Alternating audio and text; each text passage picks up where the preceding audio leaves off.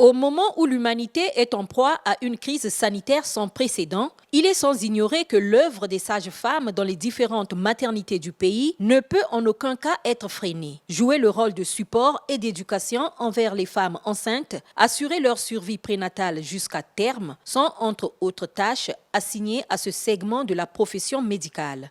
Le métier de sage-femme est un métier noble. C'est un métier qui est plein de passion et qu'on fait avec beaucoup d'amour. Du courage à toutes les sages-femmes qui travaillent en cette période difficile. Beaucoup d'amour parce que nous recevons beaucoup de femmes qui viennent de partout, des femmes qui ne sont pas suivies, des femmes qui accouchent dans la rue, qui ne viennent avec quasiment rien, mais qu'on affronte parce que ce métier, on le fait avec beaucoup d'amour et sans jugement, sans stigmatisation. Une femme qui a attendu 9 mois de sa grossesse jusqu'à la fin, il faut qu'elle soit heureuse d'entendre le cri de son enfant. Donc quand vous l'accompagnez jusqu'à ce jour et qu'elle entende les cris de son enfant, ça veut dire que vous êtes heureuse d'avoir accompli un travail jusqu'à bout. Pendant cette période de Covid-19, une période aussi difficile, nous avons pu réaliser 680 accouchements. La sage-femme est au cœur des femmes, elle est au cœur des bébés. Ça, c'est notre travail. Merci, parce que nous avons toujours dit que nous voulons lutter contre la mortalité maternelle et infantile. C'est toujours ça aussi, néonatal. Nous, en tant que sage-femme, nous œuvrons tout de notre savoir que nous avons à l'école, sur le terrain, sur ce que nous avons sur place, justement pour pallier à ça. Au Congo, toutes les sages-femmes, au nom de l'ONASAFCO, que je parle au nom de l'ordre des sages-femmes, notre slogan est que nous voulons tout le temps qu'aucune femme doive mourir en cours dans l'accouchement et aucun enfant ne doit mourir en venant à la vie. Vraiment, ça, nous y tenons. Pourtant, cette profession noble est l'objet de critiques des citoyens qui fustigent certains comportements manifestés par ces dernières à l'endroit des parturientes dans les blocs d'accouchement. Vraiment, ça inquiète la population ou bien ça inquiète toutes les femmes. Parce qu'en arrivant à l'hôpital, les sages-femmes ne se comportent pas bien devant les femmes qui sont en grossesse. On peut te demander, tu es arrivé, tu vas accoucher, est-ce que tu as l'argent avec toi? Ça de soi. Le temps que tu dis que je n'ai pas l'argent, on te laisse traîner même 30 minutes, ou plus un quart d'heure. Pendant ce temps, tu es en train de souffrir. La première des choses qu'elle devrait faire, elle devrait d'abord recevoir la personne au lieu de demander d'abord l'argent. Je ne sais pas quelle est leur déontologie, ce qu'ils ont pris à l'école. Donc selon moi, ils devraient d'abord s'occuper de la personne au lieu d'abord de s'occuper de demander d'abord l'argent. Il faut d'abord s'occuper de la personne. La personne accouche, même si elle n'a rien, vous donnez une facture et son mari ou bien ses parents viendront payer. Elles doivent être disponibles pour la personne qui vient accoucher. Ce qu'on constate sur le terrain, c'est quoi? C'est que la femme, quand elle est dans les douleurs d'enfantement, on s'aperçoit que vous êtes bien accueillis en premier temps, mais après un moment donné, surtout si ce n'est pas aussitôt que la femme accouche, il arrive qu'elle soit abandonnée. Et cet abandon-là fait que la dame est là parfois, elle est là à se morfondre dans la douleur toute seule sans être accompagnée de la sage-femme.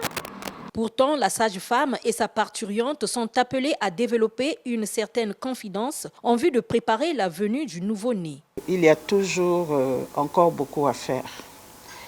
Vraiment, le blason de la profession est vraiment terne. Si bien qu'aujourd'hui, il faut beaucoup d'efforts pour redorer le blason de la profession.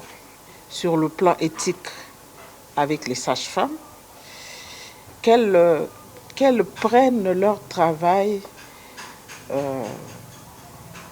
en considération et qu'elles s'affirment dans ce qu'elles savent faire. Aujourd'hui, l'humanité congolaise ne donne plus à la sage-femme sa place de choix. L'Organisation mondiale de la santé a décrété cette année 2020 année de la sage-femme et du personnel infirmier. Le Congo a une charte de l'accouchement. Dans cette charte de l'accouchement, il y a les droits de la sage-femme et il y a les droits de la future maman. cette charte, il faudrait qu'on la vulgarise. Parce qu'il y a encore des sages-femmes qui ne connaissent même pas l'existence et le contenu de cette charte. En principe, la sage-femme et la future maman devraient s'unir pour faire un. Ils devaient être des partenaires pour que vraiment la naissance soit un événement heureux dans notre pays. Pour pallier ces défaillances, l'État congolais, en partenariat avec le Fonds des Nations Unies pour la population, ont mis en œuvre plus d'un plan de développement partant du renforcement des capacités des sages-femmes pour contribuer in fine à la réduction du taux de mortalité maternelle et néonatale. Le Congo est l'un des pays qui a réduit la mortalité maternelle de 25% en 10 ans. En 2015, nous avions 436 décès maternels pour 100 000 naissances vivantes. Et aujourd'hui, nous sommes à 315 décès maternels pour 100 000 naissances vivantes. Pour arriver à ce résultat, le Congo a beaucoup travaillé. Nous avons beaucoup travaillé. Nous avons élaboré une feuille de route pour l'accélération de la réduction de la mortalité maternelle, néonatale et infantile. Et nous l'avons mise en application. Nous avons élaboré un plan national de développement sanitaire.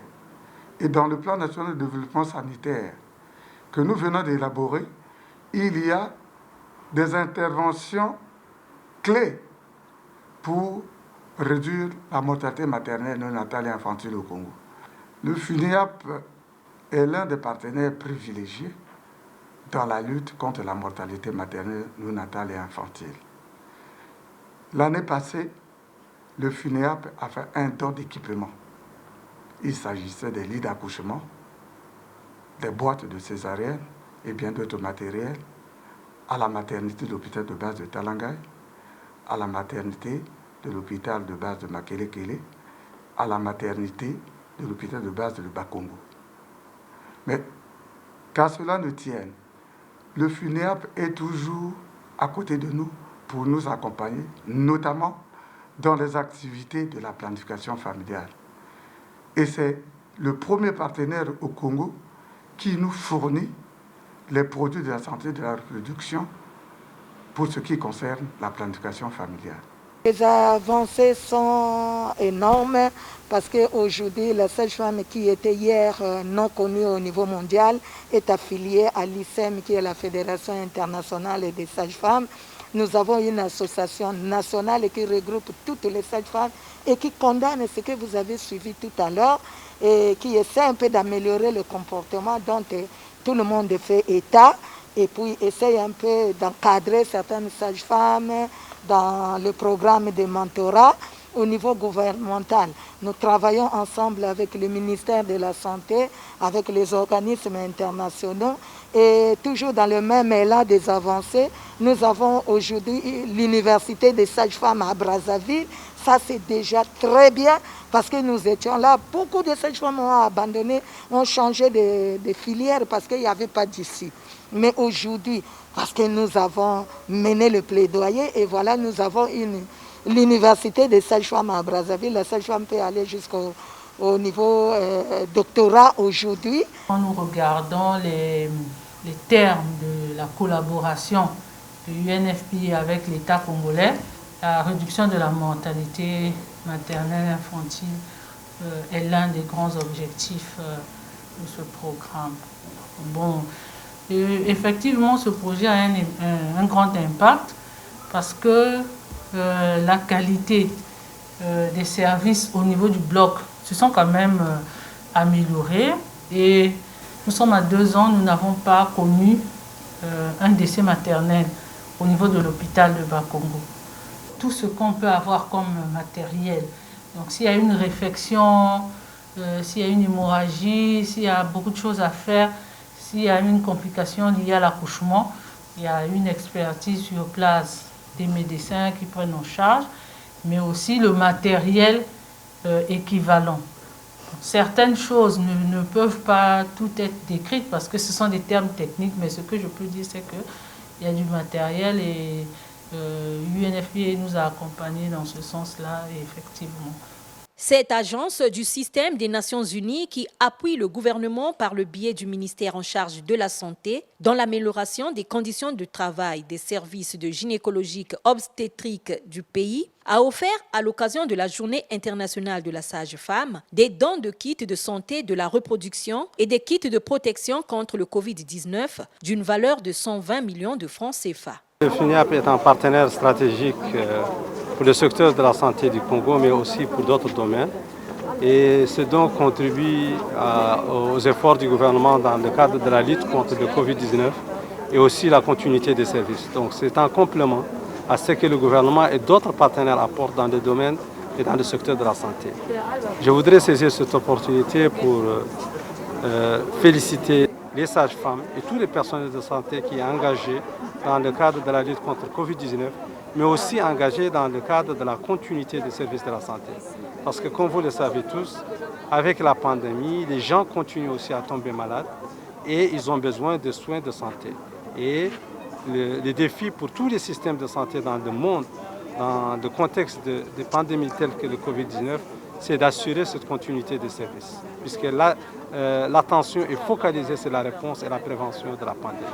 Et notre effort aujourd'hui contribue aussi bien à la réponse à la pandémie à travers la mise à disposition des équipements de protection pour les personnels de santé, mais aussi pour les femmes, puisque nous avons acquis un lot de masques confectionnés localement, mais homologués, et qui sont destinés aux femmes qui viennent en consultation, mais aussi des équipements de protection pour les personnels de santé, en particulier les sages-femmes. Nous avons aussi, dans le cadre de ce don, mis à disposition des kits maman, qui sont des kits destinés aux femmes qui viennent d'accoucher et leurs bébés, c'est des kits d'hygiène, mais aussi des produits, des médicaments traceurs, comme vous le voyez ici, qui sont utiles non seulement pour les hôpitaux de district, mais aussi les hôpitaux de référence, comme l'hôpital Blanche Gomez, mais aussi des produits de contraception et d'autres équipements de la santé de la reproduction. Ces équipements remis symboliquement aujourd'hui au niveau de l'hôpital de district de Talangaï, de Bakango, mais aussi à l'hôpital Blanche Gomez, sont une partie dans l'eau qui est stockée au niveau de la CAMEPS, qui est destinée à toutes les structures de santé au niveau du pays et ce lot va être distribué selon un plan de distribution qui a été établi en commun accord entre le FUNIAP et le ministère de la Santé. La Journée internationale de la sage-femme est célébrée pour saluer ces accoucheuses qui, en dépit de difficultés qui enfreignent la pratique dans les conditions optimales de cette profession, ont pour passion d'aider les femmes à donner vie dans les maternités et dans d'autres lieux de délivrance.